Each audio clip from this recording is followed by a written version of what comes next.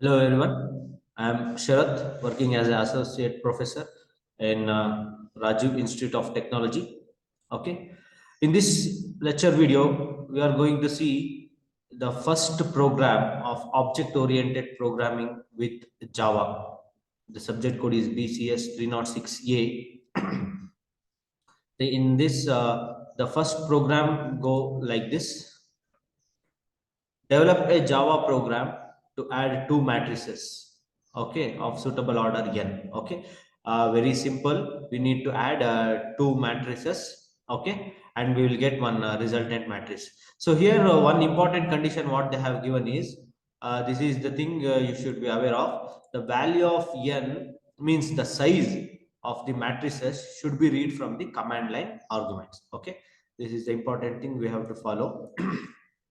Okay, before getting to the program, we will see some basic things with respect to this. Okay, command line argument. The very first thing we should be aware of, what do you mean by command line argument?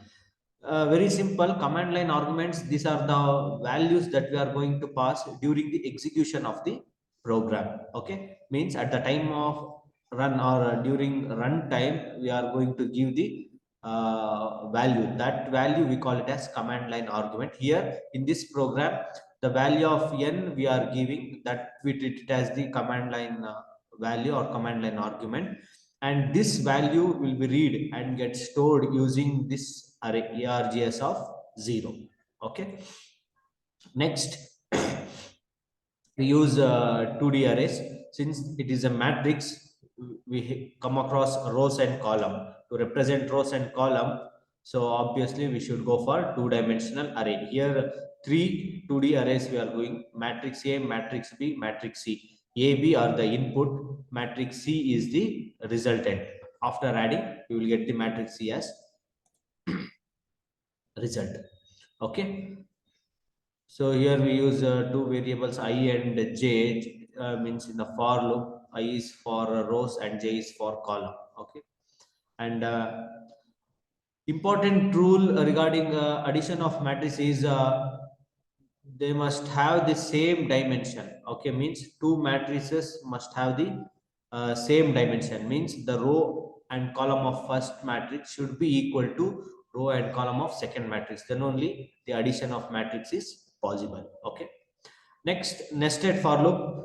Hope you are all familiar with the loops as we discussed in the class. Okay, loops, nested loop. So within one loop, you are going to write the another for loop, that we call it as the nested for loop. Okay. So to read the elements of the matrix, we use two for loops: outer for loop and inner for loop. Outer for loop is for rows and inner for loop is for column. Okay. So these are the basic things you should be aware of. Okay. So command line arguments, two-dimensional array. What is the rule we should satisfy for addition of matrix, and the nested loop. Okay. Yes, this is the program.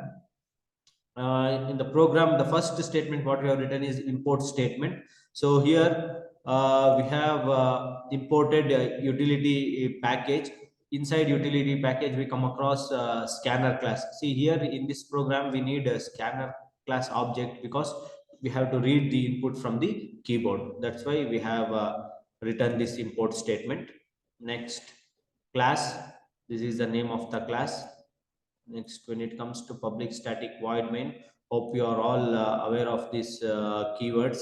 Okay, everything we have discussed in the class. Inside main, the first statement we have written is int n equal to integer dot parse it. Here, this is how we are reading the command line argument. Means whatever the value you pass, that will be in the form of string in the command line argument. So that string we need to convert into integer. Okay, that's why we have used this class integer, and this is the name of the class. Parseint is the method name. Okay, this parseint converts the string into integer argument, and it will get stored in args of 0. Okay, here the value of n is the command line argument. Next, two variables I and j for loops we need, that's why we have declared. And as we discussed, three matrices we come across: matrix A input, matrix B also input, and matrix C is our resultant matrix. Here we have created the scanner class object. Next, first here we need to read the elements of matrix. In this code we are reading the element of matrix A. Okay, this outer for loop is for row and this inner for loop is for column. Okay, we are all aware of how this for loop works and how the data will get stored. So we are storing into a matrix. Okay, so sc dot next int, okay, to read that integer input from the keyboard, next int method. Next, same thing as it is how we read matrix A elements, same thing we have to read matrix B, okay, as a input. Okay, here in B array we are storing.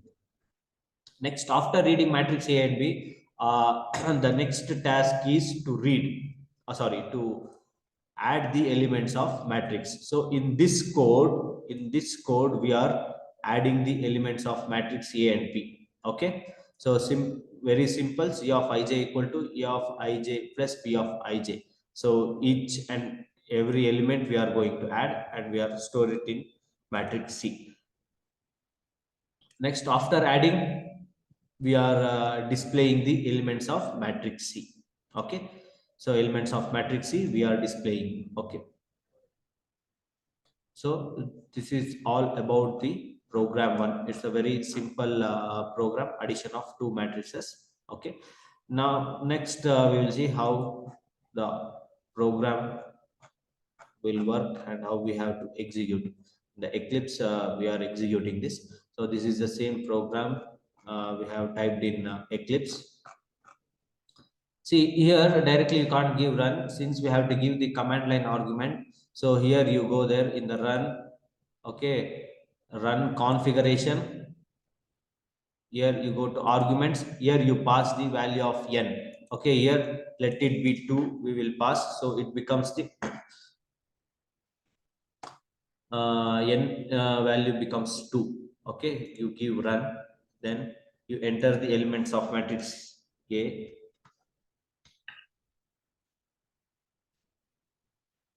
So since we have given n value 2, it becomes 2 row 2 column, because same thing we have read here. Okay, row column same values. Okay, this is matrix A, then matrix B.